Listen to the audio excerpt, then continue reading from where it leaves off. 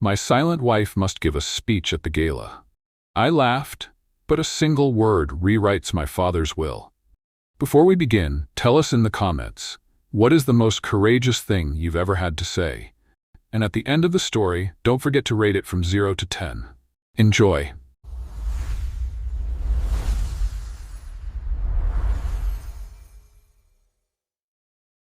Adrian Sterling lived in a world built of glass, steel, and a silence so profound it had its own sound, a low, sterile hum of absolute control.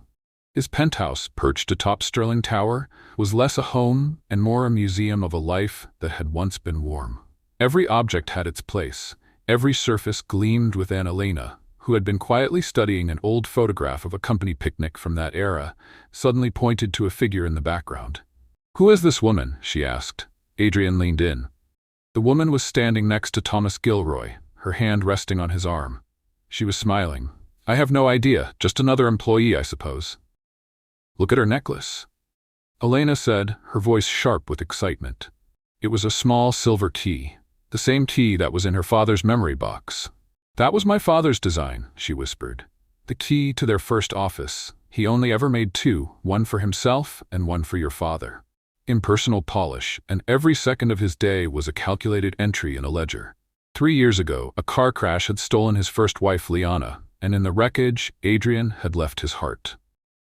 He had rebuilt his life not on love or hope, but on the cold, hard logic of business. Emotion was a liability, control was everything, and the ultimate symbol of that control was his wife, Elena. Their marriage was not a union of hearts, but a meticulously drafted contract. Her family, the once proud Romanos, had teetered on the brink of financial ruin. His late father's will contained a peculiar ironclad clause. Adrian would only inherit full control of the Sterling Foundation, the billion-dollar heart of his family's legacy, if he was stably married for a period of no less than 1 year. And so, a deal was struck. He provided the financial salvation her family desperately needed. She provided him with her name, her presence, and most importantly, her silence. Elena didn't speak. Not because she was physically unable, but because, for reasons Adrian never bothered to inquire about, she chose not to. In the beginning he'd found it odd. Soon he found it perfect. Their arrangement was clean, efficient, and uncomplicated.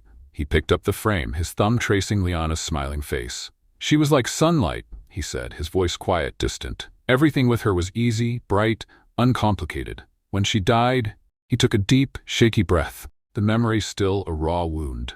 "The sun went out, and I thought the only way to survive was to block it out completely. I built walls of ice around my heart, Adrian. I sealed myself in, and I was so consumed with my own darkness that I didn't even realize I had trapped you inside with me. Ed."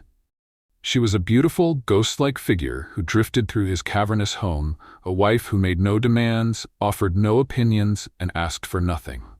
She was the perfect, silent accessory to a life that had no room for the messy unpredictability of a real relationship.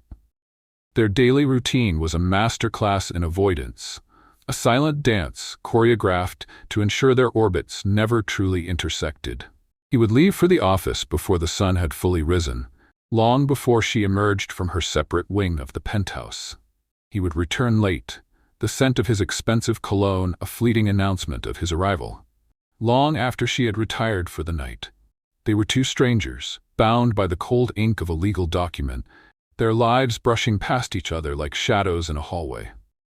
The crisis, as it so often did, came roaring in from the outside world, threatening the carefully constructed order of Adrian's life. The Sterling Foundation was hosting its annual charity gala, a glittering spectacle of wealth and influence that was the cornerstone of the company's public image. This year, however, there was a complication. The new chairman of the board, a rigid traditionalist named Alistair Finch, had unearthed an old bylaw and insisted upon its enforcement.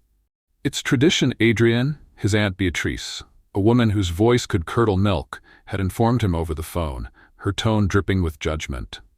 "The welcoming address is always given by the wife of the CEO. It projects an image of family stability, of partnership. It is absolutely crucial for our philanthropic image, especially with the Kensington Hospital wing dedication this year." Adrian hung up the phone, a cold, sharp fury building in his chest. A speech. From Elena. It was absurd. It was impossible. He strode from his office into the vast, sun-drenched library. Elena was there, curled in an armchair by the floor-to-ceiling window, a book resting in her lap. The afternoon light caught the deep brown highlights in her hair, and for a fleeting, disorienting moment, he saw not a contractual obligation, but a woman of quiet, startling beauty. He crushed the thought instantly. She looked up as he entered, her dark, expressive eyes calm and questioning. They were the only part of her that ever truly spoke, and he had learned to ignore them. "You have to give a speech," he said, his voice flat, devoid of any preamble or warmth. She simply looked at him, her expression unchanging, a silent question in her gaze. "The gala, this Friday," he continued, his irritation growing at her placid silence. It felt like defiance. "It's not a request, Elena. It is a part of your duties. You will stand on that stage, in front of 500 of the most influential people in the city, and you will speak." For the first time since he had known her, Adrian saw a flicker of raw emotion in those calm, dark eyes. It was panic. A deep, visceral fear that made her almost imperceptibly flinch. She gave a small, sharp shake of her head, a silent, desperate plea. Adrian let out a short, cruel laugh. The sound was ugly, even to his own ears, but it was a release for the pressure building inside him. "What's the matter, Elena? Cat got your tongue?" he sneered, the old, callous defense mechanism kicking in. "It's a few simple words. I'll have my communications team write a perfectly respectable speech for you. All you have to do is read it from the teleprompter." He tossed a leather-bound folder onto the antique table in front of her. The thud was loud in the quiet room. "There, that's a copy of last year's address. Familiarize yourself with the tone. The final script will be delivered tomorrow.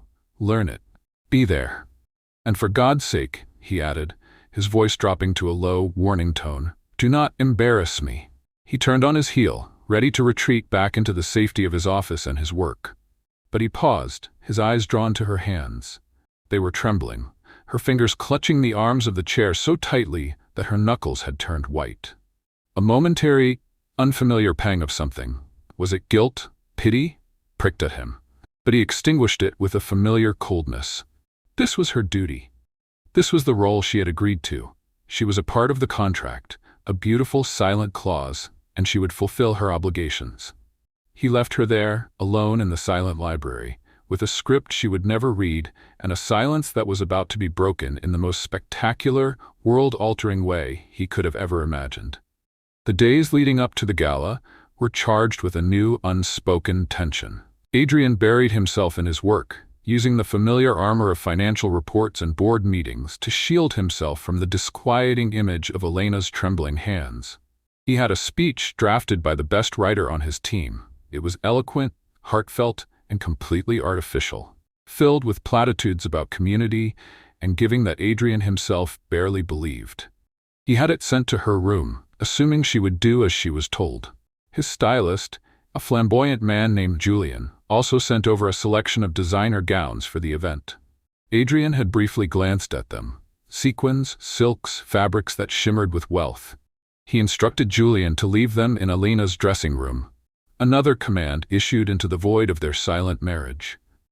The night of the gala arrived, a symphony of feigned smiles, hushed power brokering, and the incessant clinking of champagne glasses. Adrian moved through the opulent ballroom of the Grand Beverly Hotel with the practiced ease of a king in his court, accepting compliments on the foundation's success while his mind was a storm of anxiety. He hadn't seen Elena all day. He had no idea what she would wear, if she had practiced the speech, or if she would even show up. And then he saw her. She was standing by the grand, sweeping staircase, a quiet island in a turbulent sea of noise. She had not chosen any of the glittering gowns he had sent. Instead, she wore a simple, dark blue dress. It was floor-length, made of a soft, matte fabric that seemed to absorb the light rather than reflect it. It was elegant in its severe understatement, a stark contrast to the sparkling jewels and vibrant colors worn by every other woman in the room. Her dark hair was styled in a simple, low chignon, and she wore no jewelry save for a pair of small pearl earrings.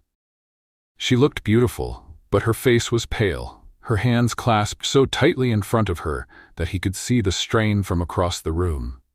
"Your wife is remarkably understated, isn't she?"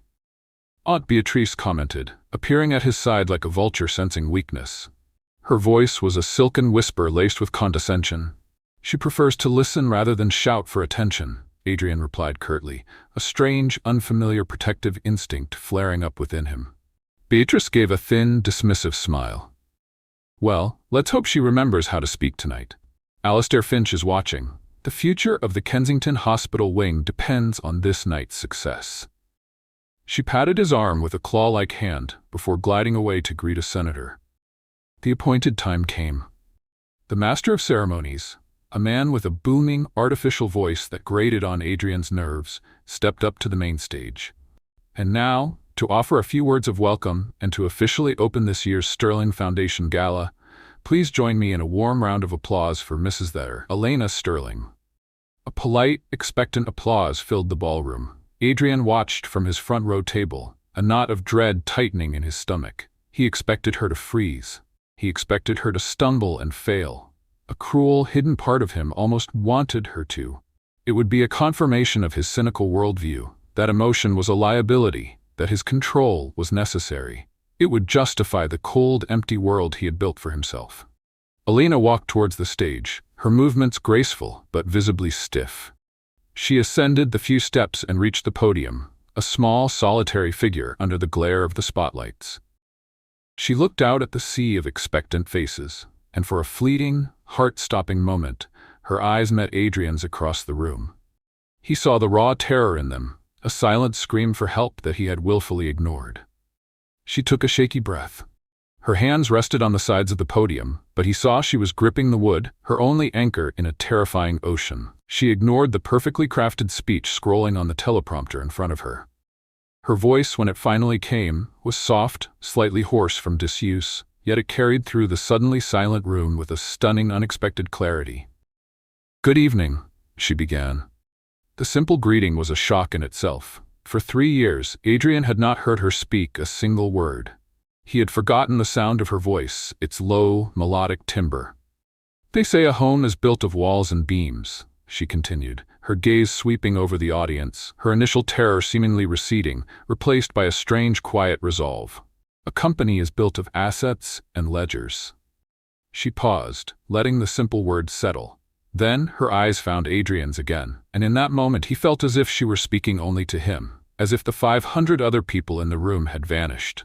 "My late father, however, used to say something different." Adrian frowned. This wasn't the speech. This wasn't even close. What was she doing?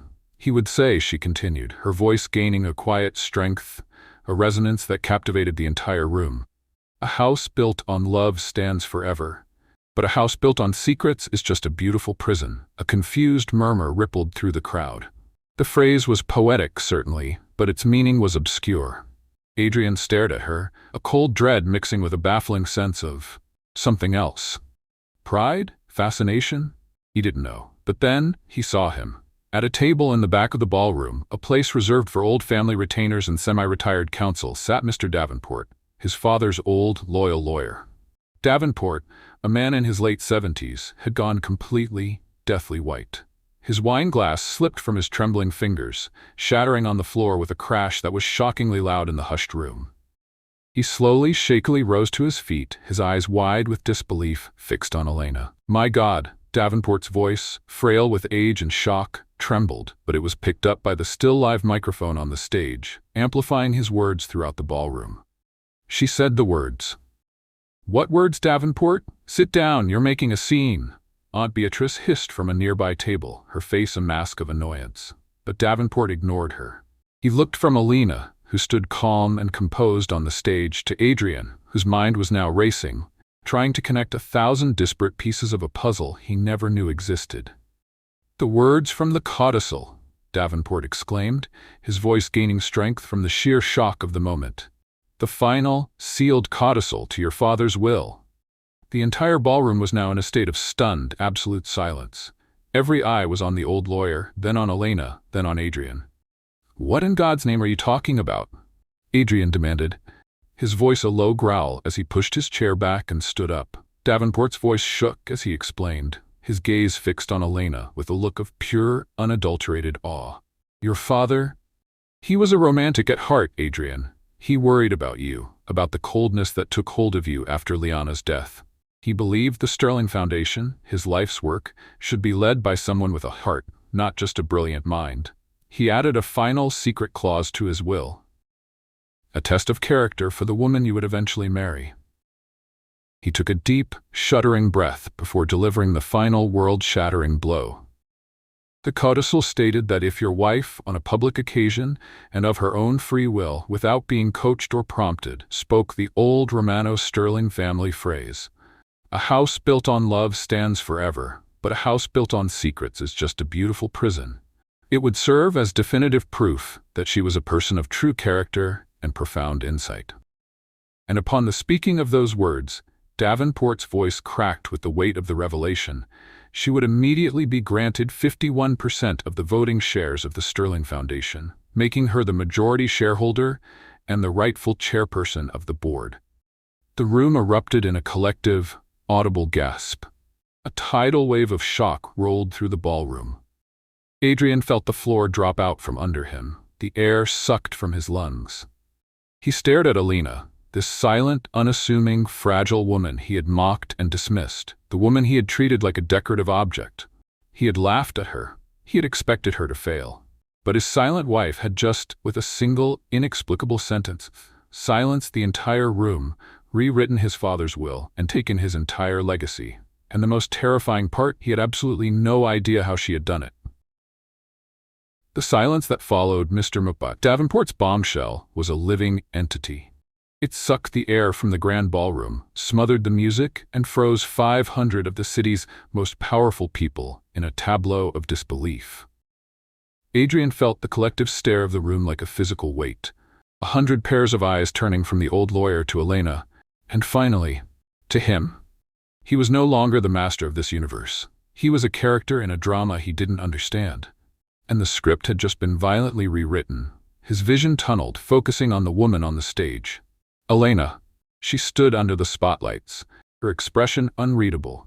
There was no triumph in her eyes, no smug satisfaction. There was only a quiet, profound stillness, the calm at the center of a hurricane she had single-handedly unleashed.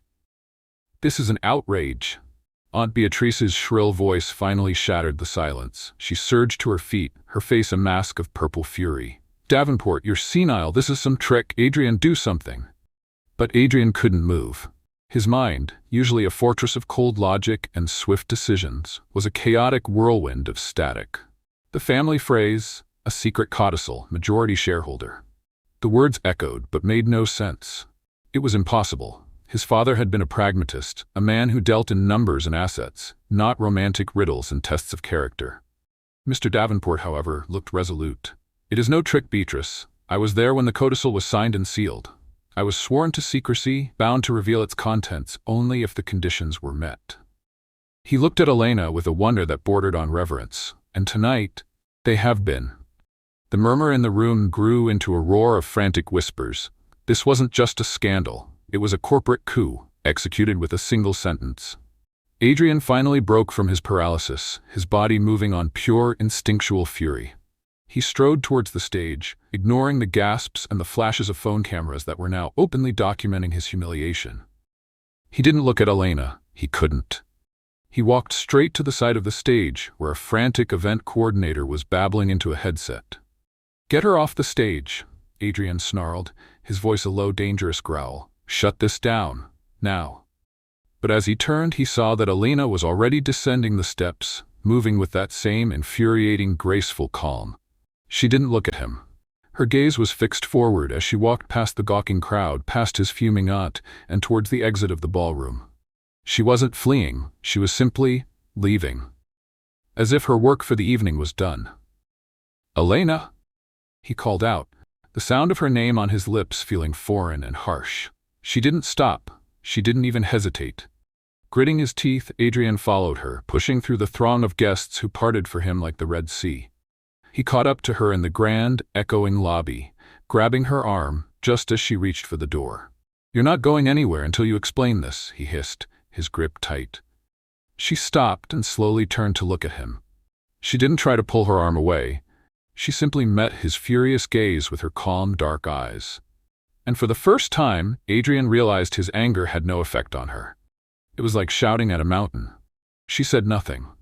Her silence, once a convenience, was now a weapon, and it was driving him insane. He let go of her arm as if it had burned him. He saw the valet pull his black Bentley around to the front. The engine purred, a familiar sound in a world that had suddenly become alien. "Get in the car," he commanded, his voice shaking with a rage he could barely contain. She complied without a word, slipping into the passenger seat. The ride back to the penthouse was the longest, most suffocating journey of Adrian's life. The city lights of Los Angeles blurred past the windows, a silent, indifferent witness to the war being waged inside the car. He gripped the steering wheel, his knuckles white, his mind a maelstrom of questions. How did she know? Who told her? Was this a conspiracy? Was Davenport in on it? Was this whole marriage a setup? He glanced at her. She was staring straight ahead, her profile etched against the glittering cityscape. She was a statue, a beautiful silent enigma who had just dismantled his entire existence. When he'd left the penthouse that evening, he had been the king of his world. Now, driving back, he was a passenger in his own life, and the woman beside him held the map. The moment the heavy oak door of the penthouse closed behind them, the silence became even more oppressive. Adrian had always found comfort in the quiet of his home. Now it felt like a tomb. He dropped his keys on the marble console table with a clatter that echoed through the cavernous foyer. He had expected a confrontation, a torrent of accusations from him, and finally a confession from her. But Elena didn't follow his script. She walked past him, her simple blue dress a stark contrast to the opulent surroundings. She didn't retreat to her wing of the apartment as she always did. Instead, she walked directly into the main living area, his space, and went to the wet bar. With steady hands, she poured herself a glass of water. It was a simple, mundane act, but to Adrian, it was a declaration of war. She was claiming his territory. "We need to talk," he said, his voice tight. She took a slow, deliberate sip of water, then turned to look at him. Her eyes held no fear, no guilt.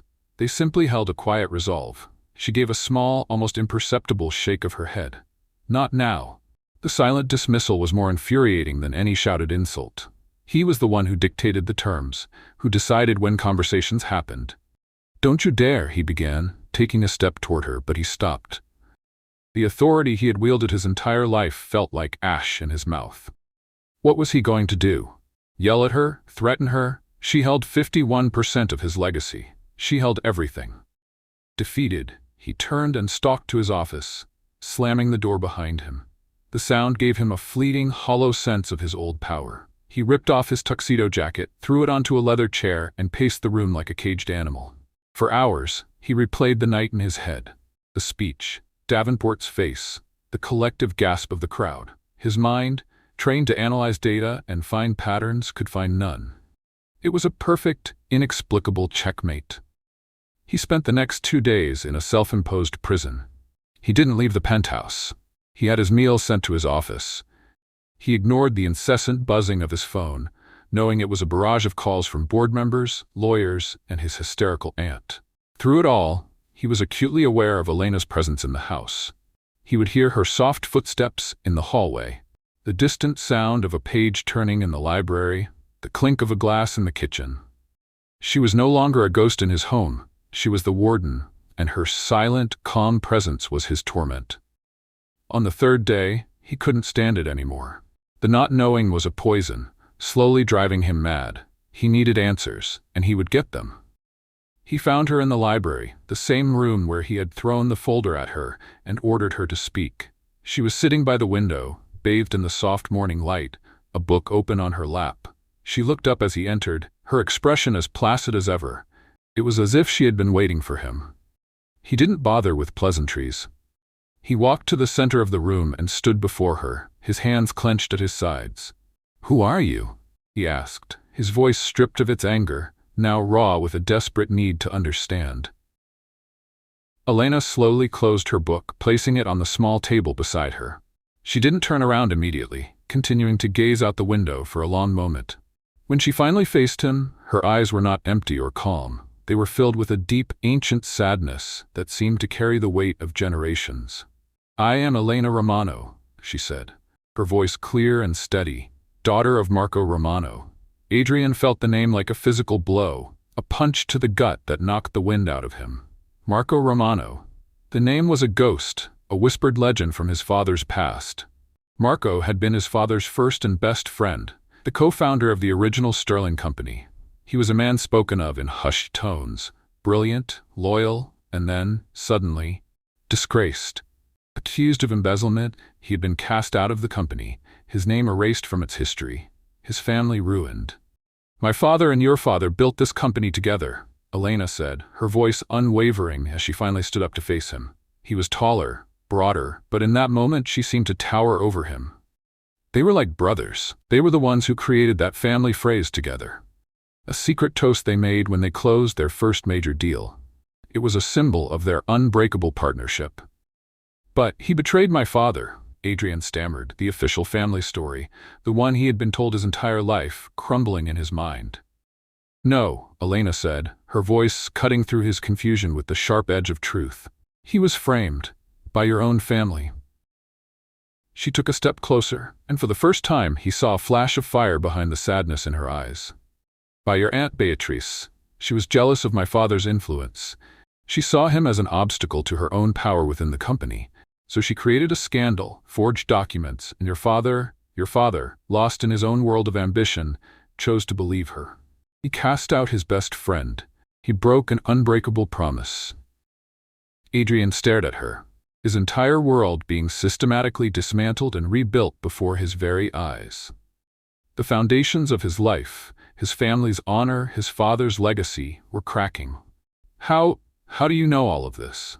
"My father told me the story 100 times, she said, her voice now softening with the memory of her pain. "It was the story of his life and of his heartbreak. Before he died, broken and poor, he made me promise him something. He made me promise that if I ever had the chance, I would seek not revenge, but justice. He gave me the phrase, a key he thought was long lost, a secret password between him and the man who was once his brother." She looked at him, and he saw the years of quiet suffering she had carried, the immense weight of that promise. "When your family's lawyers came to my family with the marriage proposal and offered to save us from the ruin your family had caused, I saw it. It wasn't a marriage contract. It was a chance, a 1 in a billion chance. I agreed to this marriage, Adrian. I agreed to these years of silence, because I knew it was the only way I could ever get inside this house. The only way I could ever find a stage to speak the truth and honor my father's name." Adrian felt a wave of shame, so profound it was a physical agony. He stumbled back, sinking into an armchair, the strength gone from his legs. He hadn't just ignored his wife. He had been living under the same roof as the living embodiment of his family's greatest sin. Her silence hadn't been a weakness or a quirk. It had been a strategy, a patient, long-suffering, brilliantly executed plan for justice. "I didn't know," he whispered, the words feeling utterly, laughably inadequate. Elena's expression was devoid of pity. "You never asked," she replied simply. And in that moment, Adrian Sterling, the man who had everything, the man who controlled worlds, realized he had been the blindest fool of all. He had been so consumed by the ghost of his own past that he had never bothered to see the very real, very powerful woman living in his house, a woman who had just become the master of his future. The weight of his ignorance, of his family's betrayal, and of his own monumental failure came crashing down on him all at once. The weight of Elena's revelation settled over the library like a shroud. Adrian remained slumped in the armchair, the opulent room suddenly feeling like a courtroom where he had just been served a life sentence of guilt. He heard the soft, almost imperceptible click of the library door closing as Elena left him alone with the ghosts of his father, her father, and the life he had so carelessly ignored. He didn't follow her. He couldn't. What could he possibly say? Every word of apology felt like an insult, a cheap attempt to patch a wound that was decades deep and festered with the poison of his own family's making. He sat there for hours as the sun arced across the sky, its light tracing a slow path across the polished floorboards, indifferent to the wreckage of his world. He thought of his father, not as the titan of industry he had always revered, but as a man who had broken a sacred bond of friendship. He thought of his Aunt Beatrice, her sharp, judgmental words now replaying in his mind with a sinister new meaning. And most of all, he thought of Elena. He saw her not as the silent woman in the blue dress, but as a girl who had lost her father, a young woman who had been forced to sacrifice her voice and her future to a promise, a warrior who had walked into the lion's den armed with nothing but the truth. The shame was a physical thing, a crushing weight on his chest that made it hard to breathe. He had been so blind, so wrapped up in the sterile grief for Liana, that he had built a beautiful prison around himself and never even noticed he had locked an innocent woman inside with him. Elena, in her wing of the penthouse, did not feel the triumph of victory. Fulfilling her father's promise had been the singular focus of her life for so long that its completion left a strange, hollow void. She walked over to a small, worn leather box on her dresser and opened it. Inside was a faded photograph of a younger Marco Romano, his arms slung around a beaming Adrian's father, both of them young, full of ambition and hope. Beside it lay a small, tarnished silver key, the key to their first office together. "I did it, Papa," she whispered to the photograph, a single tear tracing a path down her cheek. "Justice." But the word felt incomplete. Justice had been served, but the cost had been her own life, lived in the shadows of a silent vow. Now, holding all the power, she felt more alone than ever. The following Monday was the day of reckoning. An emergency board meeting was called. The air in the Sterling Foundation's top-floor boardroom was thick with tension and the scent of expensive coffee. The 10 board members, a collection of the city's most powerful and stoic figures, were already seated, their faces grim. Aunt Beatrice was there, radiating a furious, defiant energy. Adrian was the first to arrive. The board members noted his appearance with surprise. He looked exhausted, his usual sharp, tailored perfection replaced by a weary resolve. The arrogance was gone, replaced by the heavy mantle of responsibility. He took his seat, not at the head of the table, but to the side, a silent acknowledgement that he was no longer the sole authority in the room. The doors opened again, and Elena entered. She wore a simple, impeccably tailored charcoal gray suit. Her hair was pulled back, her face was devoid of makeup, and she carried a single leather portfolio. She didn't look like a grieving victim or a vengeful heiress. She looked like a chairperson. The room fell silent as she walked to the head of the table, the seat that had always been Adrian's, and placed her portfolio down. She didn't sit immediately. She simply stood, her calm gaze sweeping over each member of the board, lingering for a fraction of a second on Beatrice, before finally resting on Adrian. "Good morning," she said, her voice the same clear, steady tone she had used at the gala. "I believe you are all aware of the circumstances that have led to this meeting." Alistair Finch, the chairman who had insisted on the gala speech, cleared his throat. "Mrs. Sterling, Elena, the board is of course seeking to understand the full implications of the late Mr. Sterling's codicil." "The implications are quite clear, Mr. Finch," Elena stated. "As of Friday evening, I hold a 51% controlling interest in this foundation. The will has been verified by Mr. Grant Davenport and is legally ironclad." Beatrice could no longer contain her fury. "This is preposterous. She's a fraud, an opportunist who somehow tricked my brother and manipulated her way into this family." Elena turned her calm, unblinking gaze on Beatrice. "The only fraud in this room, Beatrice, is the one you perpetrated against my family 30 years ago." "How dare you?" Beatrice shrieked, her voice cracking. "You have no proof of such slander." "Don't I?" Elena asked softly. "My first act as chairperson is to call for a full, independent audit of this foundation's history, with a specific focus on the dissolution of the Sterling Romano partnership and the events leading to the financial ruin of Marco Romano." The board members exchanged nervous glances. An audit of that magnitude would unearth decades of secrets. Beatrice laughed, a harsh, grating sound. "You can audit all you like. You'll find nothing. Marco Romano was a thief who got what he deserved." Before Elena could respond, Adrian spoke, his voice quiet but carrying an immense weight that silenced the room. "She'll find everything, because I'll be the one to help her find it." Every head in the room swiveled to face him. Beatrice looked as if he had physically struck her. "Adrian, what are you saying? You can't side with her against your own family." Adrian stood up, his eyes locked on Elena's. "Marco Romano was my father's best friend. He was betrayed, and for 30 years, the Sterling family has profited from that betrayal. He turned his gaze to the stunned board. I, as CEO of this foundation, will personally oversee the investigation into my aunt's activities during that period. I will uncover every forged document, every paid witness, every lie. I will not rest until Marco Romano's name is cleared and his legacy is restored. It is the least we can do to begin to right a generational wrong.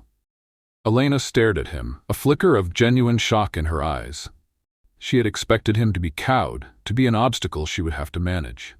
She had never, in her most optimistic projections, expected him to become her ally, her champion, against his own blood. Beatrice was apoplectic. You are a fool, Adrian, a weak, sentimental fool. You're destroying your father's name to protect this nobody. My father's name was already tarnished the day he turned his back on his friend, Adrian said, his voice cold as steel.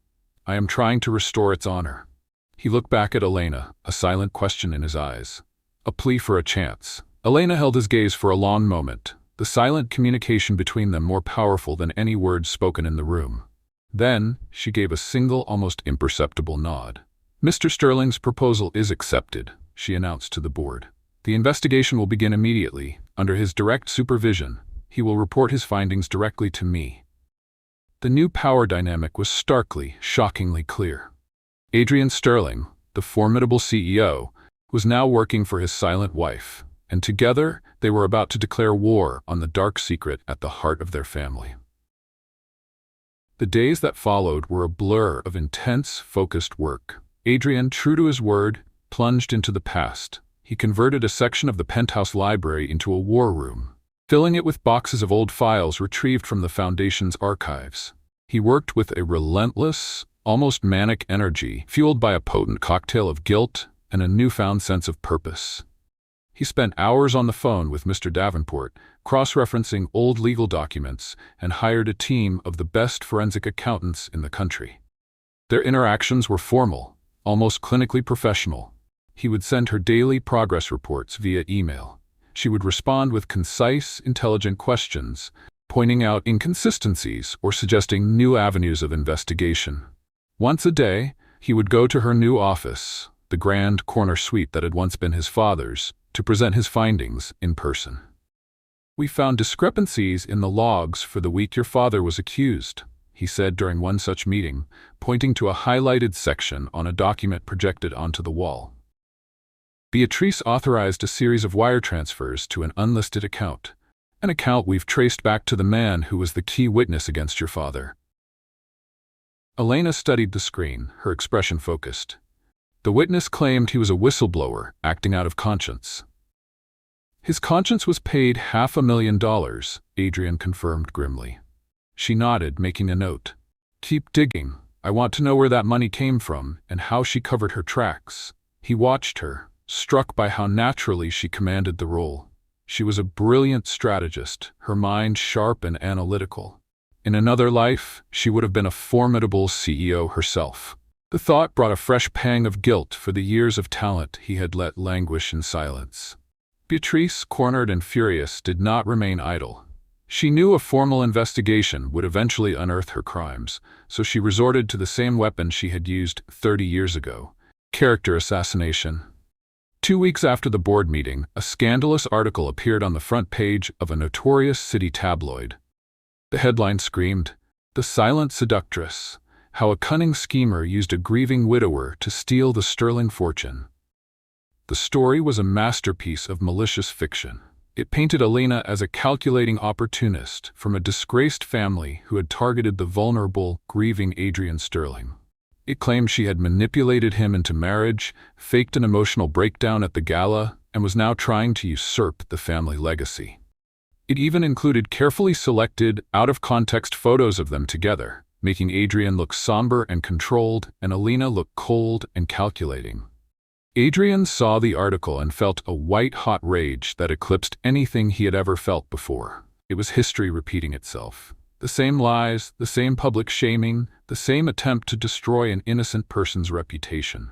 He stormed out of his office, the tabloid crumpled in his fist, and went straight to Elena's suite. He expected to find her distraught, angry, or defeated.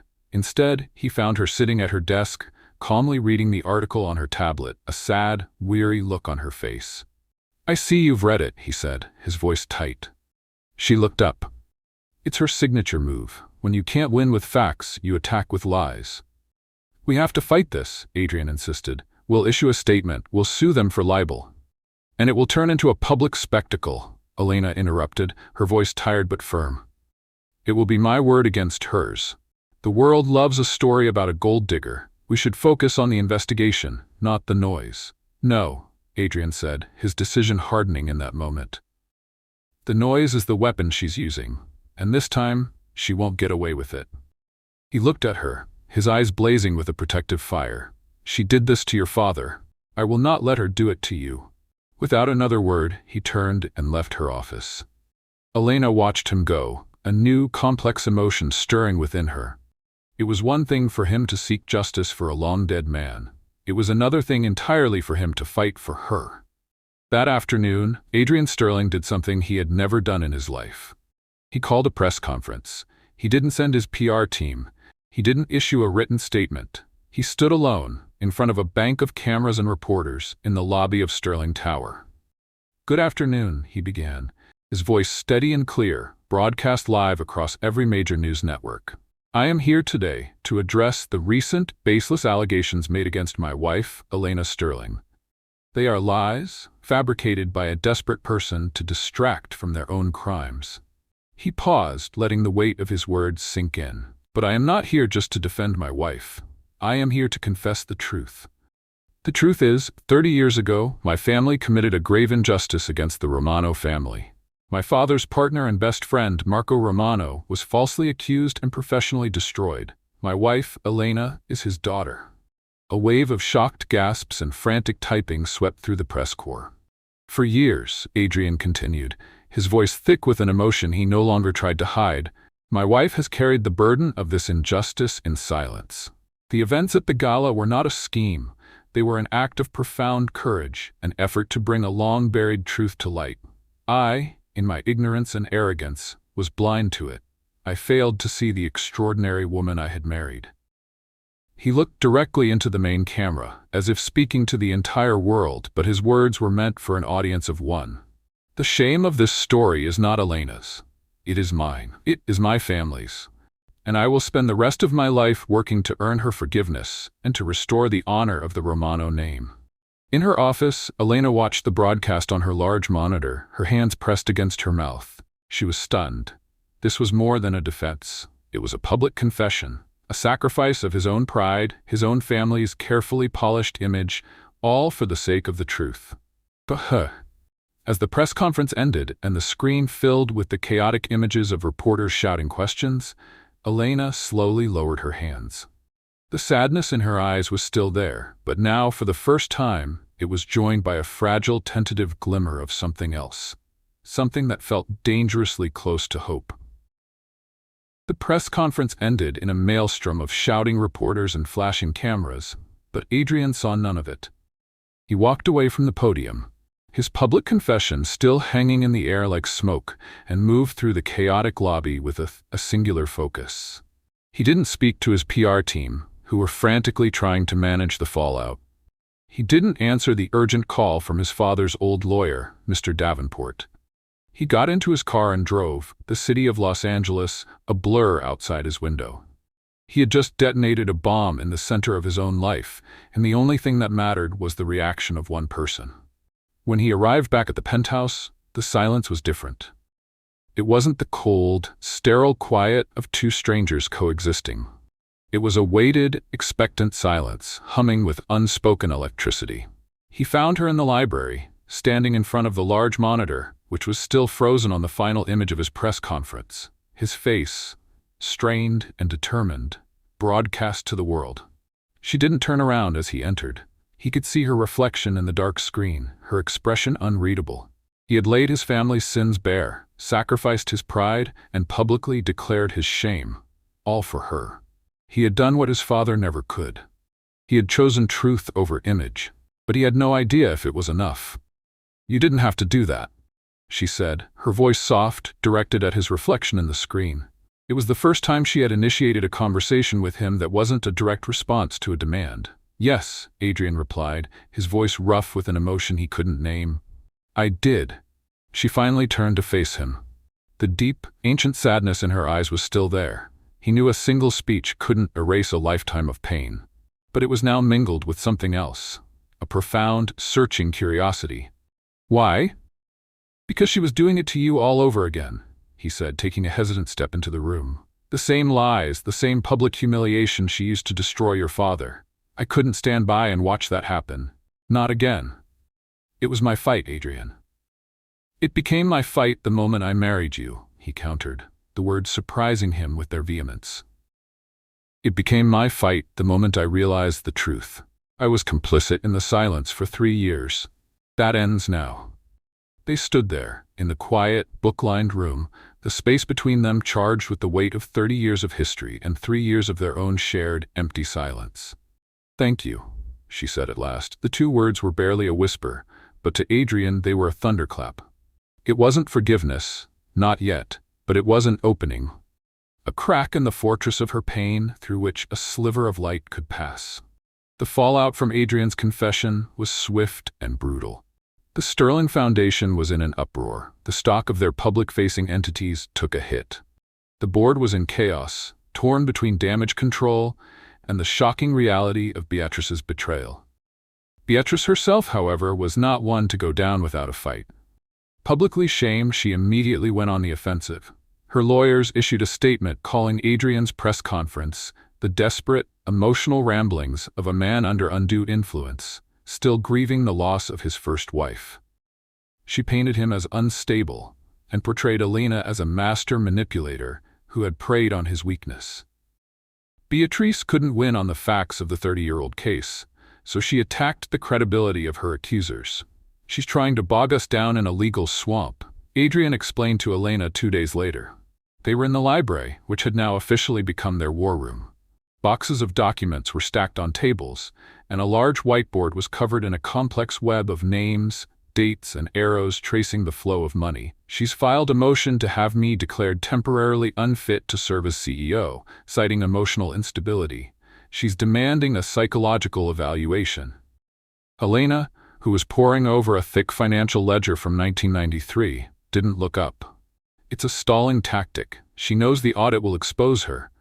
She's trying to buy time to hide the evidence or destroy it.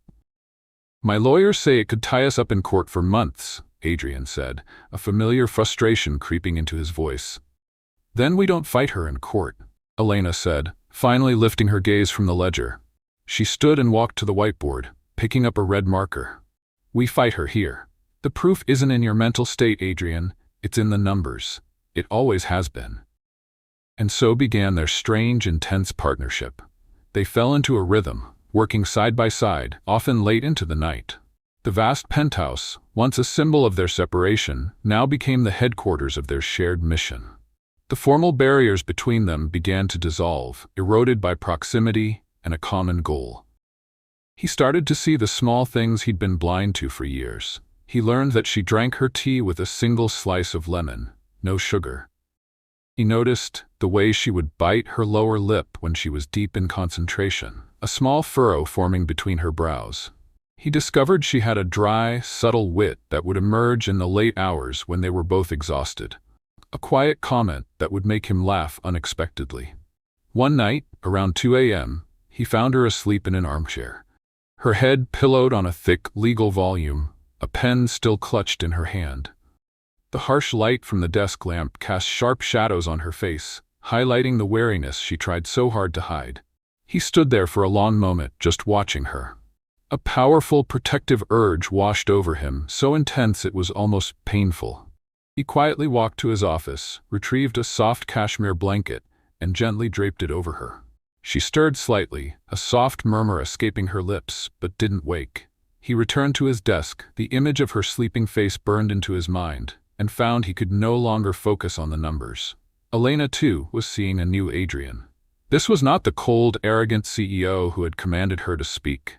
This was a man consumed by a quest for justice. He worked with a fierce, tireless dedication that she found herself admiring. He was brilliant, his mind able to cut through decades of convoluted financial data with startling clarity. But she also saw the toll it was taking on him. She saw the dark circles under his eyes, the tension in his jaw. She saw the man, not just the sterling air. One afternoon, she walked into the library to find him rubbing his temples, a look of sheer exhaustion on his face. He was staring at a complex flowchart on the whiteboard, a dead end in their investigation. Without a word, she went to the kitchen and returned a few minutes later with a tray. On it were 2 steaming mugs of tea and a plate of simple buttered toast. She placed it on the table beside him. He looked up, surprised. "What's this?" "You haven't eaten since this morning," she said simply. "You can't win a war on an empty stomach." He looked from the simple meal to her face, a flicker of genuine gratitude in his eyes. "Thank you, Elena." They ate in a comfortable silence, the only sounds the clinking of their mugs and the rustle of papers. It was the first meal they had ever truly shared, not as parties to a contract, but as partners. In that quiet moment, surrounded by the evidence of his family's sins, Adrian felt more connected to her than he had ever felt to anyone, even Liana. Liana had been his light, his joy, but Elena was his conscience. Their breakthrough came from an unexpected source. Adrian had been trying to track down a man named Thomas Gilroy, his father's former personal accountant, who had mysteriously retired and moved to a remote part of Oregon shortly after Marco Romano was ousted. Beatrice's lawyers had stonewalled all attempts to contact him. "She's gotten to him," Adrian said in frustration, tossing a file on the desk. "He's either been paid off or threatened." Elena, who had been quietly studying an old photograph of a company picnic from that era, suddenly pointed to a figure in the background. "Who is this woman?" she asked. Adrian leaned in. The woman was standing next to Thomas Gilroy, her hand resting on his arm. She was smiling. "I have no idea. Just another employee, I suppose." "Look at her necklace," Elena said, her voice sharp with excitement. "That key, it looks exactly like the one in my father's memory box." "That was my father's design," she whispered. "The key to their first office. He only ever made 2, one for himself and one for your father." The implication hung in the air. Adrian's mind raced. "My father never wore jewelry." "Maybe he gave it to someone he trusted," Elena suggested. "Someone who knew the truth." It took Adrian's investigators less than a day to identify the woman. Her name was Eleanor Vance, and she had been his father's executive assistant for over 20 years. She had retired quietly, and her current whereabouts were unknown. "Find her," Adrian commanded his team. "I don't care what it takes. Find Eleanor Vance." While they waited, Beatrice made her next move. She filed a lawsuit not against the foundation, but against Elena personally, for defamation and emotional distress, demanding an astronomical sum in damages. It was a classic legal maneuver designed to drain Elena's resources and paint her as the aggressor. Adrian was in a fury when he heard the news. "She's trying to break you financially, to bleed you dry before the truth comes out." Elena, however, remained calm. She was looking at the lawsuit on her tablet when Adrian stormed into her office. "She's attacking my character, Adrian, not my control of the company. She knows she can't win there, so she's making it personal." "I'll pay for the lawyers," he said immediately. "I'll fund your entire defense." "No," Elena said firmly, looking up at him. "Thank you, but this is my battle. My name, my family's honor. I will fight it myself." Her quiet strength was breathtaking, but Adrian saw the flicker of worry in her eyes. Beatrice had immense personal wealth. She could drag this out for years. "You don't have to do it alone," he said, his voice softening. "We are in this together, remember?" She gave him a small, grateful smile. "I remember." That night, they were working late again when Adrian's phone buzzed. It was his lead investigator. "We found her," the investigator said. "Eleanor Vance. She's living in a quiet nursing home in Santa Barbara." A new energy surged through Adrian. "I'm on my way." He looked at Elena. "We're on our way." She hesitated for only a second. "Let's go." They took his private jet, flying through the dark, starry sky towards the coast. During the flight, they sat in silence, the hum of the engines a backdrop to their shared anticipation. This was it. Eleanor Vance was the keeper of the truth, the last living witness who could either confirm their suspicions or shatter their case completely. As the plane began its descent, Adrian looked over at Elena. She was staring out the window at the distant lights below. Her face a mixture of hope and fear.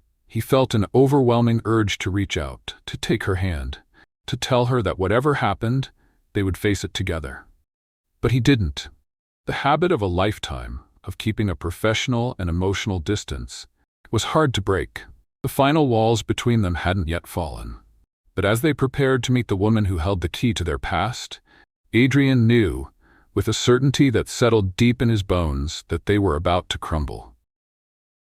The nursing home in Santa Barbara was a tranquil, Spanish-style villa, surrounded by blooming bougainvillea and the scent of salt from the nearby ocean. It was a place designed for quiet endings, a world away from the cutthroat battle they were waging in Los Angeles. Adrian and Elena were led down a quiet, sunlit hallway to a small, private garden where a woman in her late 80s sat in a wheelchair, her gaze fixed on a hummingbird hovering over a feeder. Eleanor Vance was frail, her hands thin and spotted with age, but her eyes, when she turned to face them, were as sharp and clear as polished glass. She looked from Adrian to Elena, and a flicker of recognition, followed by a deep, weary sadness, passed across her face. "Adrian Sterling," she said, her voice a soft, papery rustle. "You have your father's eyes." She then looked at Elena, and her expression softened. "And you, my dear, you are the spitting image of your mother. But you have Marco's fire in your soul. I can see it." Adrian felt a knot tighten in his stomach. Eleanor Vance knew exactly who they were. "Mrs. Vance," Adrian began, his voice respectful, "we've come a long way to speak with you. We need to know the truth about what happened 30 years ago." Eleanor let out a long, slow sigh, a sound that seemed to carry the weight of decades. The truth is a heavy thing to carry for so long.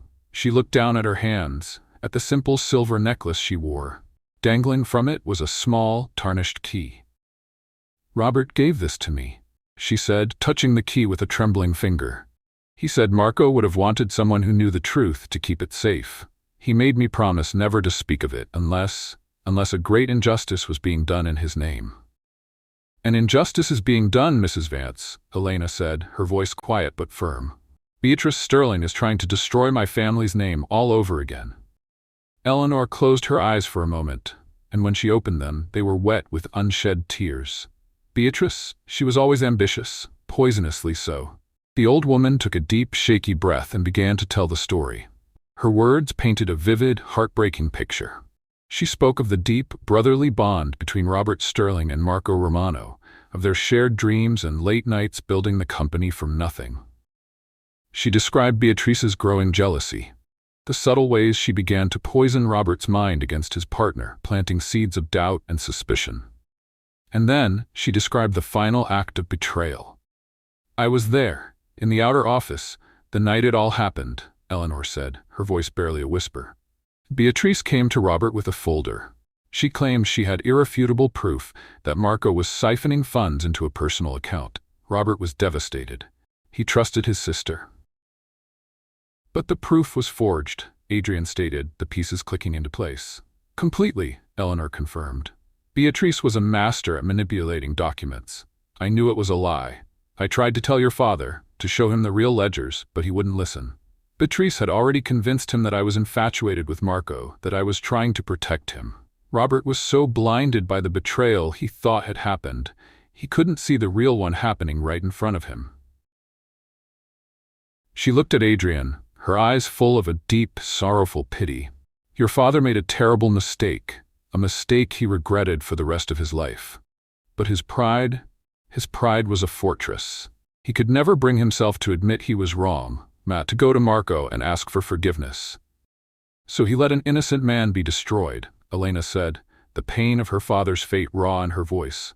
"He did," Eleanor whispered, "and it haunted him.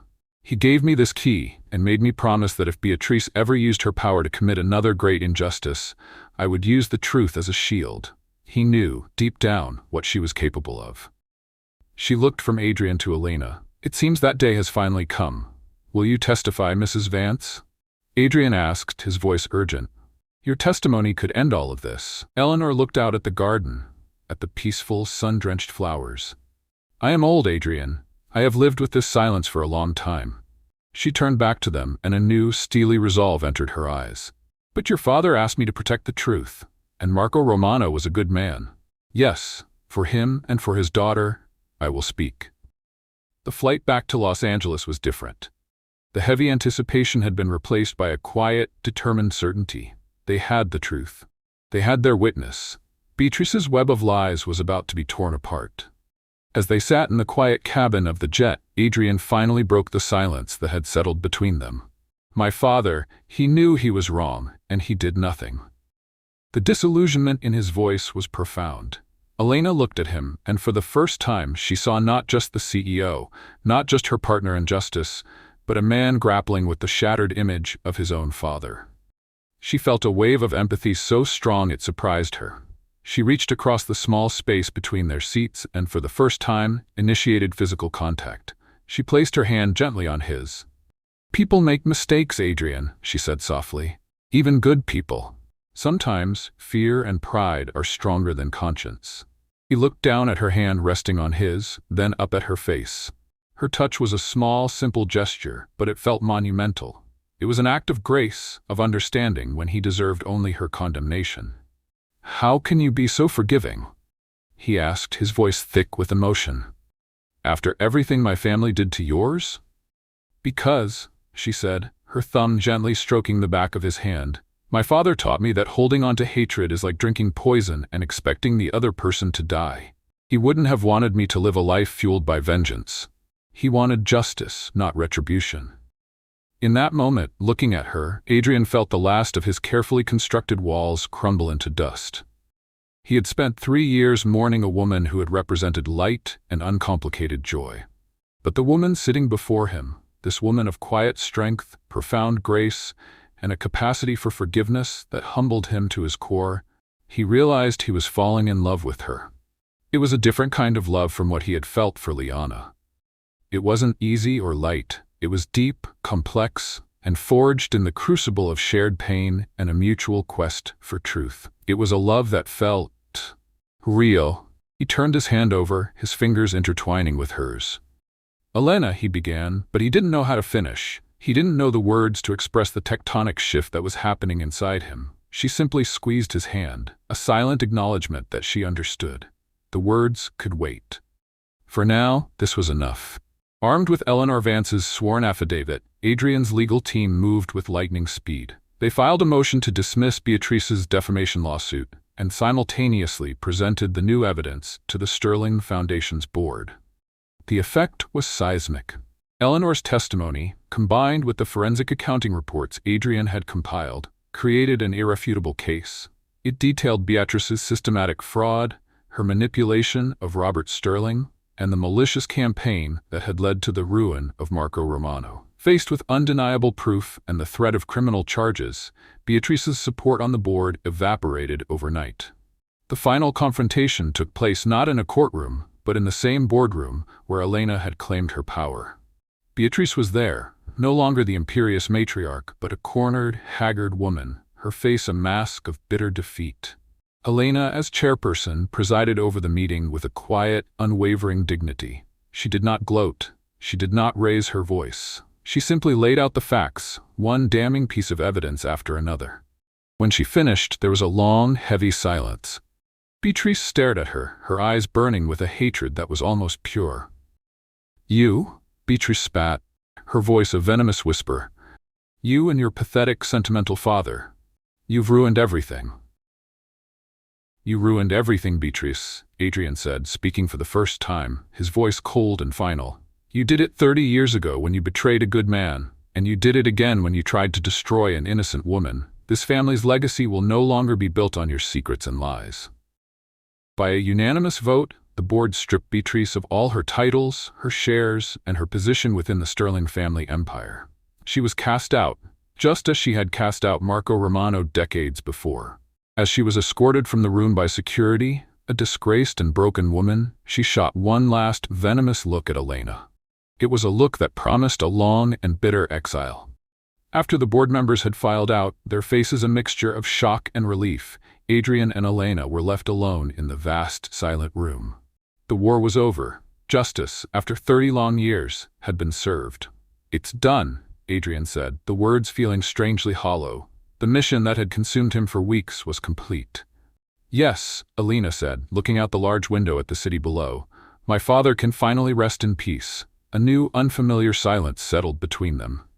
The common enemy was gone. The shared mission was over. And now they were left with the question of what came next for them. The contract of their marriage was a ghost, rendered meaningless by the reality of their partnership. He was a man in love with his wife. She was a woman who had begun to see the man behind the sterling name. But neither of them knew how to bridge the final gap between the boardroom and the bedroom. Adrian cleared his throat, the sound loud in the quiet room. Elena, about the foundation. I've been thinking about that, she said, turning from the window. The shares, they are rightfully mine according to your father's will. But the company, it was built by both our fathers. It feels wrong for one family to have total control. Adrian stared at her, confused. What are you suggesting? I am suggesting a new partnership, she said, a small, tentative smile on her face. The Sterling Romano Foundation. 50-50. Just as they started. He was floored by her generosity, by her innate sense of fairness. She could have kept it all. She had earned it. But that wasn't who she was. Elena, you don't have to do that. I'm not doing it for you, Adrian, she said, her gaze direct. I'm doing it for them, for my father, and for yours. It's what they would have wanted. He walked towards her, his heart filled with an admiration so profound it ached. You are an extraordinary woman, Elena Romano. I'm just my father's daughter, she replied softly. They stood there, just a few feet apart, the professional roles they had adopted now feeling ill-fitting and awkward. He wanted to tell her how he felt. He wanted to close the distance between them, to touch her, to kiss her. But he was terrified. After 3 years of treating her as an object, he didn't know if he had the right. As if sensing his inner turmoil, Elena took a small, hesitant step towards him. Adrian, she began, her voice barely a whisper, about what you said at the press conference, and on the plane. His heart hammered against his ribs. Every word was true, he said, his own voice hoarse. She looked down at her hands, then back up at him, a flicker of vulnerability in her eyes that made him want to pull her into his arms. I think I need to go home, she said. The words, though simple, were a devastating blow. Home. She still thought of them as living in separate worlds, in separate homes, even though they shared the same roof. He had won her justice, but he had not yet won her heart. Of course, he said, his voice flat with a disappointment he couldn't hide. He stepped back, re-establishing the distance between them, his old defense mechanisms kicking in. She walked towards the door, but paused with her hand on the handle. Without turning around, she said, My apartment. The one I lived in before. All this. I need to go there. To think. She finally turned, and he saw that her eyes were shining with unshed tears. Would you be willing to come with me? Adrian's breath caught in his throat. It wasn't a rejection. It was an invitation. An invitation to step out of the world of Sterling and Romano, of contracts and boardrooms, and into her world. Yes, he said, his voice full of a hope he hadn't allowed himself to feel until that very moment. Yes, Elena. I'll go with you anywhere. The drive from the sterile heights of Sterling Tower to Elena's old neighborhood was a journey across worlds. Adrian drove the Bentley, its silent, powerful engine a stark contrast to the growing noise and vibrant chaos of the city around them. He was used to navigating the clean, wide boulevards of Beverly Hills and Bel Air. Here, the streets were narrower, the buildings older, and life spilled out onto the sidewalks in a riot of color and sound. He felt like a foreigner in his own city, a tourist in the landscape of a life he had failed to notice. Elena sat in the passenger seat, staring out the window. Her silence different now. It wasn't the guarded, strategic silence of the penthouse. It was a pensive, introspective quiet, as if she were reacquainting herself with a part of her own identity. Adrian glanced at her, his hands gripping the leather steering wheel. He, who had always been the one in control, was now merely a chauffeur, being led into the heart of her world, and he had no idea what he would find there. She directed him to a quiet, tree-lined street with modest, two-story apartment buildings from the 1950s. It was clean, respectable, but a universe away from the gilded cage he called home. Here, she said softly, pointing to a pale yellow building with a small, neatly kept garden in the front. He parked the car, and its sleek, black form looked utterly alien against the humble backdrop. They got out, and for a moment, just stood on the sidewalk. He felt a profound sense of dislocation. He was Adrian Sterling, a name that opened any door. But here, he was just a man following a woman into a life he knew nothing about. "Are you sure about this?" he asked, the question feeling inadequate. "I'm not," she replied with a disarming honesty. "But it's necessary." She led him up a flight of creaky wooden stairs to the second floor. The air in the hallway smelled of old wood and lemon polish. She stopped in front of a simple, blue-painted door and retrieved a single key from her purse.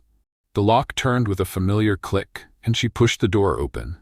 "Welcome to my prison," she said, her voice laced with a gentle irony that was directed more at herself than at him. Adrian stepped inside, and his breath caught in his throat. The apartment was small, a simple one-bedroom, but it was the absolute antithesis of his penthouse.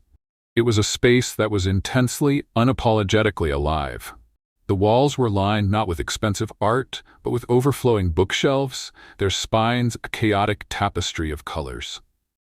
Sunlight streamed through a large window, illuminating dust motes dancing in the air and falling upon a collection of mismatched, comfortable-looking furniture. A slightly wilting fern sat on the windowsill, a testament to her long absence, but there were signs of life everywhere. A half-finished sketch on an easel in the corner, a stack of old vinyl records next to a turntable, a colorful, hand-knitted afghan draped over the back of a worn-out sofa. The entire apartment smelled of old paper, dried lavender, and something indefinably warm and personal. It smelled like her. He walked further into the room, his expensive leather shoes silent on the worn hardwood floor. He felt like an intruder, a hulking, out-of-place figure in this delicate, intimate space. He ran his hand over the spine of a book, a well-worn copy of a poetry collection. He looked at the sketches on the wall, charcoal drawings of cityscapes, detailed and full of a lonely beauty. This was her. This was the woman who had lived silently in his house for 3 years. This was the world he had never bothered to ask about. Elena watched him, her arms crossed, as if waiting for a verdict. "It's not much," she said, her voice soft. He struggled for the word. "Real." He turned to face her. "This is who you are." "This is who I was," she corrected gently, "before." She walked over to a small bookshelf and picked up a framed photograph.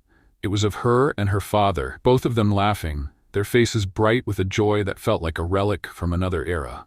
"I came here to this city with so many dreams," she began, her voice a low, narrative murmur as she traced the edge of the frame. "I had just graduated.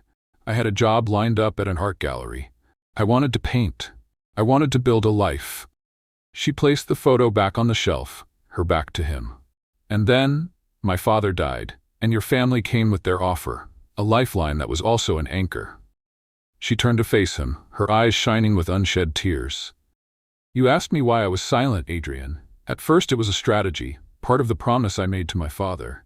A way to get inside, to find the right moment. But after a while, it became something else." She hugged herself, a gesture of self-protection that broke his heart. "It became a shield. I was so terrified, so out of my depth in your world of power and secrets. I thought that if I didn't speak, I couldn't say the wrong thing. If I didn't have an opinion, you couldn't dismiss it. If I didn't exist as a person, you couldn't find me lacking. The silence, it kept me safe. It kept me invisible." The raw vulnerability of her confession was a physical blow. He had seen her silence as a convenience, an absence of noise. He had never considered it a presence, a living, breathing fortress built of fear and grief. "Elena," he whispered, his voice hoarse. "I am so sorry." "You didn't know," she said, but there was no absolution in her tone. "Because I never asked." He finished for her, the shame washing over him again, cold and sharp. He walked over to another small table, where a single silver-framed photo stood. It was of him and Liana, on their wedding day, both of them young and impossibly happy. He realized Elena must have brought a few of her own things to the penthouse, personal artifacts he had never even noticed. He picked up the frame, his thumb tracing Liana's smiling face. "She was like sunlight," he said, his voice quiet, distant. "Everything with her was easy, bright, uncomplicated. When she died," he took a deep, shaky breath, the memory still a raw wound. "The sun went out, and I thought the only way to survive was to block it out completely. I built walls of ice around my heart. I sealed myself in, and I was so consumed with my own darkness that I didn't even realize I had trapped you inside with me." He looked at Elena, his eyes pleading for an understanding he knew he didn't deserve. Living without her was a constant, dull ache. I thought control was the only antidote. If I could manage every aspect of my life, my business, my home, I thought I could manage the pain. He gave a short, bitter laugh. What a fool I was. All I did was create a different kind of prison. He placed the photograph back down and turned to her, the final, most difficult confession on his lips. Loving Liana was simple. It was the easiest thing I've ever done. But learning to see you, Elena, it's terrifying because it's not simple. It's complex, and it's challenging, and it's forcing me to face the man I've become. He took a hesitant step closer. It's teaching me how to be a man again, not just a monument to a memory. The air in the small apartment was thick with the weight of their shared confessions. Two people, each trapped in their own prison of grief and duty, now stood in the ruins of their old lives, a fragile bridge of truth forming between them. Elena looked at him, truly looked at him, and saw past the billionaire CEO. She saw a man as lost and as wounded as she was. She walked to the small kitchenette that was adjacent to the living room. It was a simple space, with a small stove and a faded linoleum floor. She filled a kettle with water and placed it on the burner, the familiar, mundane action a comfort in the emotionally charged atmosphere. "Would you like some tea?" she asked, her voice still a little shaky. Adrian watched her, a small, sad smile on his face. "I don't think I've seen anyone make their own tea in 3 years. It was one of the few things I could still do for myself in that house," she replied, her back to him as she retrieved 2 mismatched mugs from a cupboard. "One of the few things I could control." She brought the tea to the small, wobbly coffee table, and they sat on the lumpy sofa, the steaming mugs warming their hands. It wasn't the rare, imported blend he was used to. It was simple chamomile from a box. It was perfect. They sat in a comfortable silence, sipping their tea. The grand confessions were over. The historical weight had been lifted. Now there was only the quiet, awkward, and terrifying present. The space between them on the sofa felt both vast and infinitesimally small. Adrian looked at her, at the way the soft light from the lamp caught the curve of her cheek, at the vulnerability that now lay exposed in her eyes. The urge to close that final distance, to offer a comfort that went beyond words, was overwhelming. He slowly reached out, his hand hesitating for a fraction of a second before he gently tucked a stray strand of dark hair behind her ear. His fingers brushed against the softness of her skin, and a jolt of electricity, warm and real, passed between them. She didn't pull away. She leaned into his touch, just slightly, a silent surrender. "Elena," he whispered, his voice rough with an emotion that was a mixture of longing, regret, and a profound, terrifying hope. He leaned in, and she met him halfway. The kiss was nothing like he had imagined. It wasn't the desperate, passionate kiss of a dramatic climax. It was tentative, tender, a soft, questioning touch of lips that spoke of shared pain and a fragile, nascent trust. It was a kiss of apology, a kiss of acceptance, a kiss that tasted of chamomile tea and second chances. She responded, her hand coming up to rest on his chest, right over his wildly beating heart. The kiss deepened, no longer a question, but an answer. It was a promise that the secrets were over, that the prisons they had built for themselves could finally be unlocked. It was the first true, honest connection they had ever shared, and in the quiet of her small, book-filled apartment, it felt like coming home. When they finally pulled apart, they rested their foreheads together, both of them breathing in the new, shared air between them. The world outside, with its legal battles and corporate empires, had faded away. There was only this room, this moment, and the quiet, revolutionary feeling of 2 broken people beginning to heal each other. He spent the night on her sofa. They didn't speak of it. It was an unspoken necessity. Neither of them wanted to be alone. He lay in the darkness, listening to the unfamiliar sounds of the city outside her window, a distant siren, the rumble of the subway, and felt a sense of peace he hadn't known in years. He wasn't in his sterile, silent penthouse. He was in her world, and for the first time, it felt more like home than his own mansion ever had. The next morning, he woke to the smell of coffee.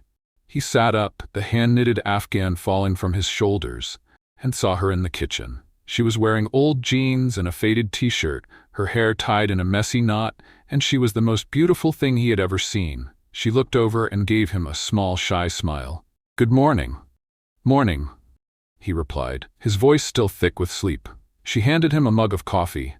It was strong and black, just the way he liked it. She had remembered. It was a small detail, but it meant everything. They stood in the quiet of her kitchen as the morning sun began to fill the room. The awkwardness of the new day, of the what now, hung between them. "What do we do now, Adrian?" Elena asked, voicing the question that was on both their minds.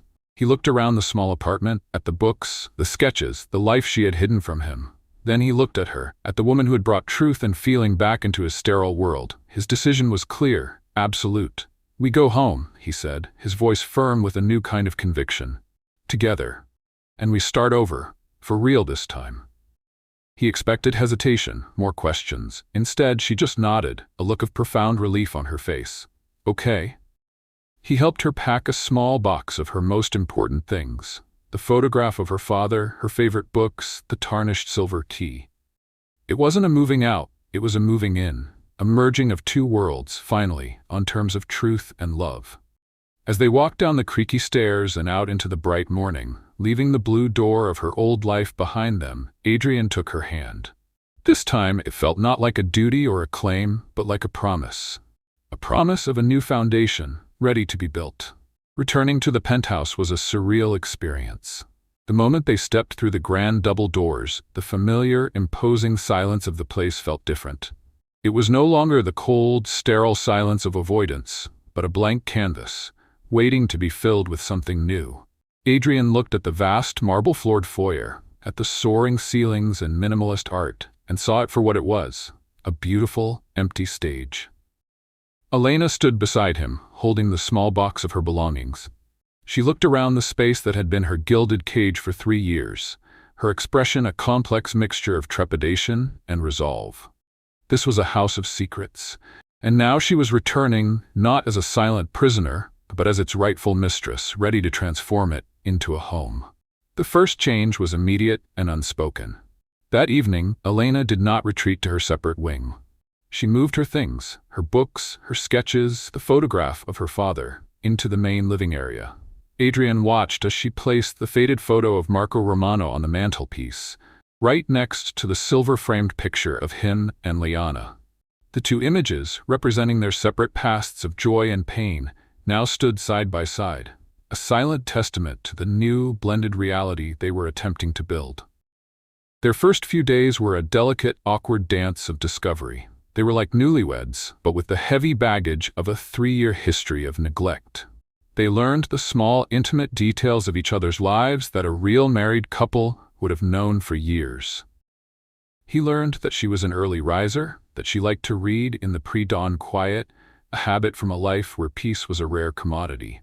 She learned that he was surprisingly untidy in his private study, a small island of creative chaos in his otherwise obsessively ordered world. He would find her in the kitchen in the morning, the scent of her strong, dark coffee, now a welcome start to his day. They would have breakfast together, their conversations still sometimes stilted, but genuine. He asked her about her childhood, about her father, about the dreams she had before her life was derailed. She, in turn, asked him about Liana, not with morbid curiosity, but with a gentle, empathetic grace that allowed him to speak of his late wife without the usual crushing weight of grief. She loved to laugh, he told her one morning, a nostalgic smile on his face. She could find humor in everything. She used to say my seriousness was a personal challenge she was determined to conquer. Elena listened, her expression full of a quiet understanding.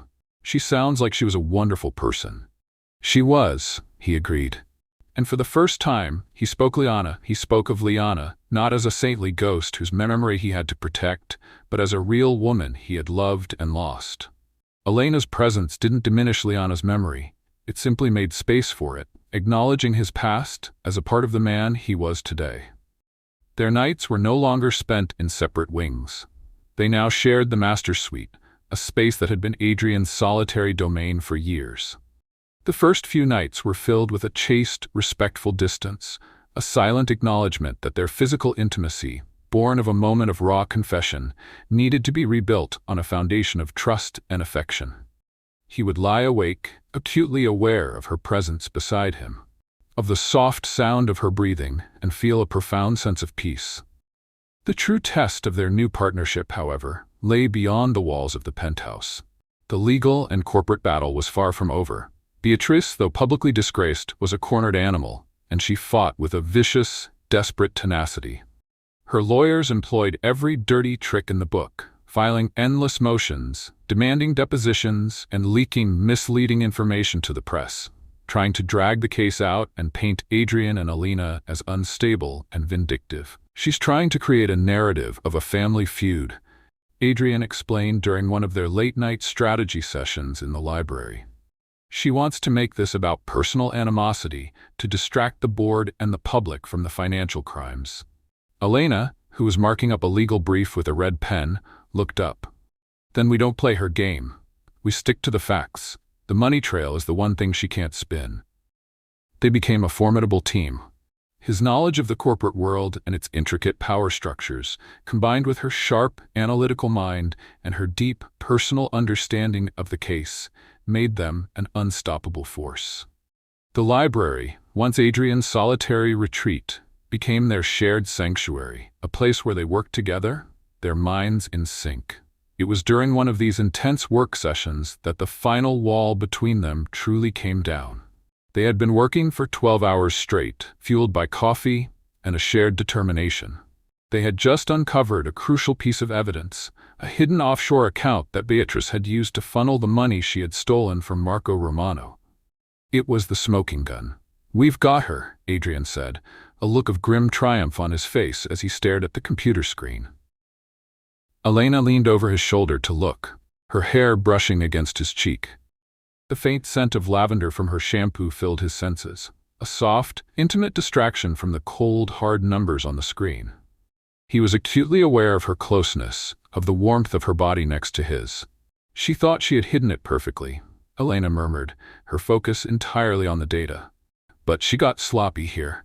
The transfers correspond exactly with the dates of her supposed charitable donations." He turned his head slightly, his face now just inches from hers. She didn't pull back. Her dark eyes, usually so focused and guarded, were soft in the dim light of the desk lamp. "Elena," he whispered, his voice barely audible. She finally looked away from the screen and met his gaze. The world seemed to shrink to the small space between them. The legal documents, the billion-dollar foundation, the ghosts of their fathers, it all faded away. There was only the quiet hum of the computer and the sound of his own heart beating, a frantic, hopeful rhythm. He leaned in and kissed her. This time there was no tentative questioning, no shadow of their painful past. It was a kiss of deep, profound affection, a kiss between partners, between lovers. It was a kiss that sealed their new beginning, not with a contract, but with a promise. She responded with a passion that met his own, her arms wrapping around his neck, pulling him closer. It was a release of all the unspoken longing, the shared struggle, and the burgeoning love that had been growing between them in the quiet, intense intimacy of their shared quest. The next morning, they woke up in each other's arms, the morning sun streaming through the large windows of the master's suite. Lying there, with Elena's head resting on his chest, Adrian felt a sense of wholeness he hadn't thought possible. He had started this journey seeking to restore a stranger's honor out of a sense of duty. He had ended up finding his own. "Good morning, chairperson," he murmured into her hair. She stirred, a sleepy, contented smile on her face. "Good morning, CEO." She looked up at him, her eyes clear and full of a love that was now open and unafraid. "I think," she said, her voice a soft, playful whisper, "that we need to schedule a board meeting to discuss the terms of this new merger." He laughed, a deep, joyful sound that filled the room. "I think this is one contract we won't need lawyers for." Their newfound intimacy solidified their partnership, both personally and professionally. They now faced the world not as two separate individuals, but as a united front. And it was this unity that gave them the strength for the final battle. The board meeting, where Beatrice was to be formally and permanently removed, was scheduled for the following week. They knew she would not go quietly. "She will come armed for a fight," Adrian warned Elena as they prepared. "She will attack you. She will attack me. She will attack our father's memories. She will try to burn everything down with her." "Let her," Elena said, her voice calm and strong. "A house built on secrets can't stand. We have the truth. That's the only weapon we need." They walked into that final board meeting hand in hand. It was a small gesture, but it was a powerful statement to the assembled board members, and to Beatrice, who sat at the opposite end of the table, her face a thunderous mask of rage. Adrian and Elena were no longer just business associates, bound by a strange will. They were a couple, a partnership, a force to be reckoned with. The meeting was brutal. Beatrice, true to Adrian's prediction, unleashed a torrent of accusations, lies, and personal attacks. But her words, once so powerful, now fell flat. They were the desperate, hollow ravings of a woman who had already lost. Elena, with Adrian by her side, calmly and methodically presented the evidence. She didn't raise her voice. She didn't engage with Beatrice's insults. She simply laid out the undeniable 30-year-old truth.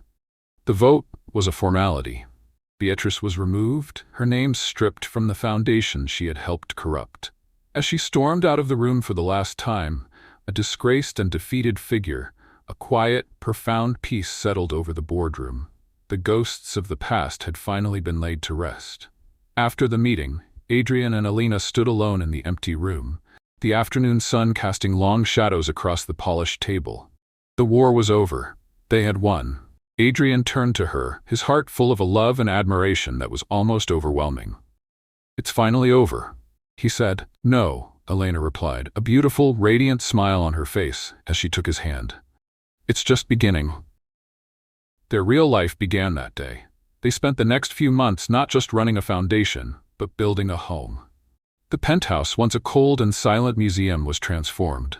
Elena filled it with life, with books, with music, with the scent of her cooking, with laughter. Adrian, for his part, learned to let go of his rigid control. He discovered the simple joy of an unplanned weekend, of a spontaneous trip to the coast, of simply sitting with Elena in the library, reading in a comfortable silence that was now filled with love, not distance. They established the Sterling Romano Foundation as a true 50-50 partnership. Their mission was clear: to use their immense resources to fight for the kind of justice Marco Romano had been denied. They funded legal aid for victims of corporate fraud and created scholarships for students from disadvantaged backgrounds who, like Elena, had seen their dreams deferred by circumstances beyond their control. They were a powerful, effective team, and their work began to make a real, tangible difference in the world. Their love story, once a whispered scandal, became a quiet legend in the city, a story of justice, redemption, and the transformative power of truth. One evening, about a year after the final board meeting, they were hosting a small dinner party in the penthouse. It was a gathering of close friends and colleagues, including a beaming Mr. Davenport and a now retired, peacefully content Eleanor Vance. The atmosphere was warm and joyful, filled with the easy laughter of people who had become their chosen family. Adrian watched Elena as she moved through the room, her presence a warm, vibrant light. She was no longer silent, her voice a confident and integral part of every conversation. She was talking to Eleanor, her head tilted in that familiar, attentive way, and she was laughing, a sound that was still the most beautiful music Adrian had ever heard. He walked over to her, slipping his arm around her waist. "Happy?"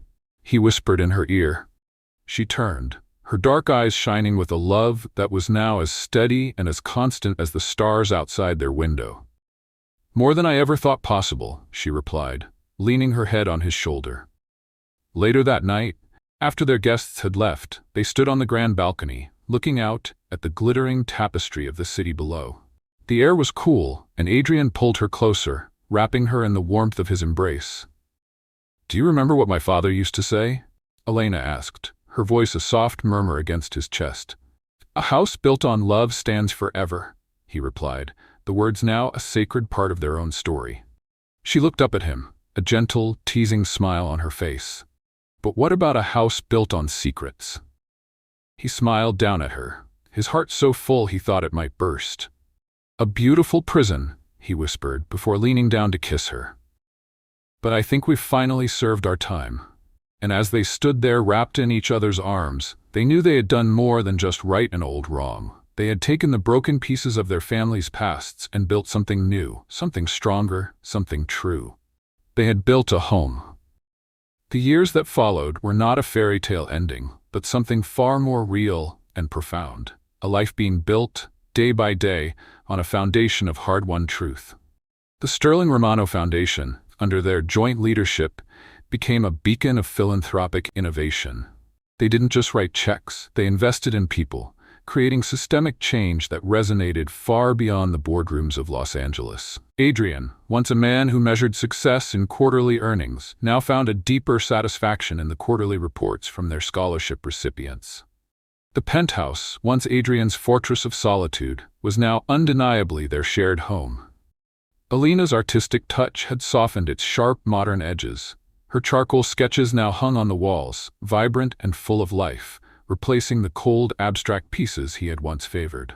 The library, their former war room, was now their sanctuary, a place where they would spend quiet evenings, not poring over legal documents, but reading side by side on the large sofa, their feet tangled together, a comfortable silence between them that was now the language of love. Adrian had changed in ways he never thought possible. The cold, controlled CEO was still there when needed in a negotiation, but the man who came home each night was different. He was warmer, more present, quicker to laugh. He had learned, through Elena's quiet example, that vulnerability was not a weakness, but the very source of strength and connection. He no longer feared the ghosts of his past. He had made peace with them, accepting his father's flaws and his own, and choosing to build a better legacy. Elena, in turn, had blossomed. With the weight of her father's promise fulfilled, she was free to become the woman she was always meant to be. Her voice, once used only as a weapon for justice, now filled their home with laughter, with spirited debate, with song. She had set up a small art studio in a sun-drenched room of the penthouse, and her canvases were filled with bold, vibrant colors, a reflection of the joy that now infused her life. She was no longer just the daughter of Marco Romano seeking justice. She was Elena Sterling, an artist, a philanthropist, and a woman deeply contentedly in love. Their love story settled into a beautiful, easy rhythm. It was a love built not on grand, dramatic gestures, but on the small, everyday moments of a shared life.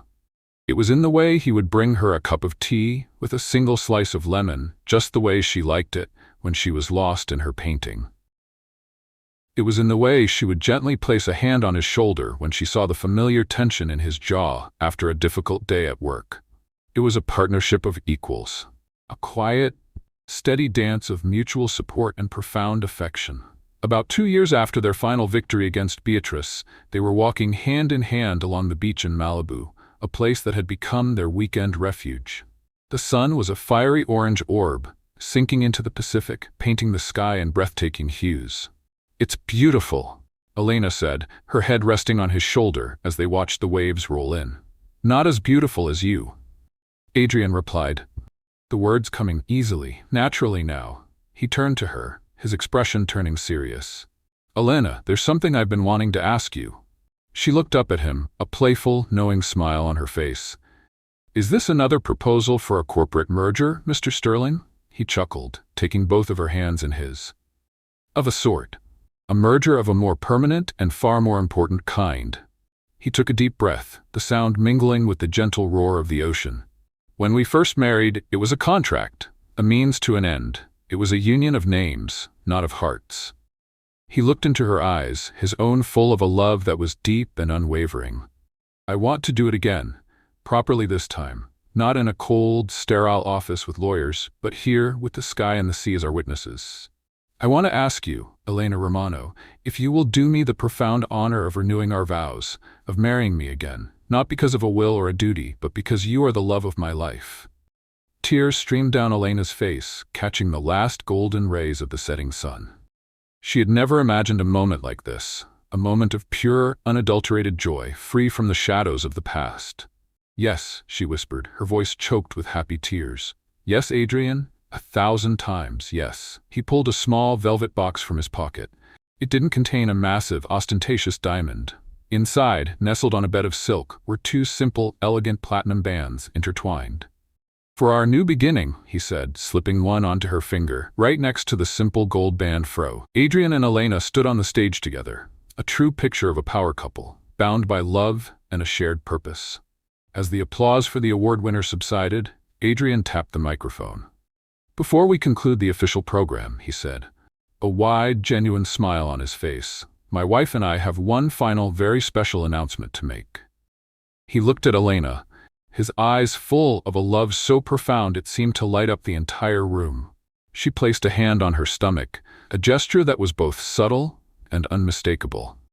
"It seems," Adrian continued, his voice full of a joy he never would have thought possible a few years ago, "that the Sterling Romano Foundation is about to welcome its youngest ever board member. Though he, or she, won't have voting rights for at least another 18 years. The room erupted in a joyous, thunderous ovation. From the back of the room, Mr. Davenport raised his champagne glass, his old eyes shining with tears. Later that night, back in the quiet of their penthouse, Adrian and Elena stood on the balcony, looking out at the city that had been the backdrop to their tumultuous, beautiful journey. She leaned against him, her head on his shoulder, his arms wrapped protectively around her and their unborn child. "A boy or a girl?" he murmured into her hair. "What do you think?" "I don't know," she whispered, a contented smile on her face. "But I know they will be loved, and they will grow up in a house without secrets." He kissed the top of her head, his heart so full of love for this extraordinary woman, for the family they were building, for the life they had forged from the ashes of the past. He thought of the two portraits, still sitting side by side on their library mantelpiece, Robert and Marco, Liana and his own new family. The ghosts of the past were no longer haunting figures, they were cherished memories, a part of the rich, complex tapestry of their lives. The silence that enveloped them was no longer empty or cold. It was a peaceful, loving silence, filled with the promise of a future that was bright and true, and theirs to build together. A house built on love, he thought, holding his wife and his future in his arms. It really did stand forever. What did you think of the story of Adrian and Elena? On a scale of 0 to 10, how would you rate their journey from a silent contract to a true partnership? Let us know your thoughts in the comments. And for everyone who has stayed with us until the very end, who believes that a single word of truth can change the world, please comment, "A house built on love." We are so grateful to share these stories with you. Thank you for watching, and don't forget to subscribe for more narratives that will change everything.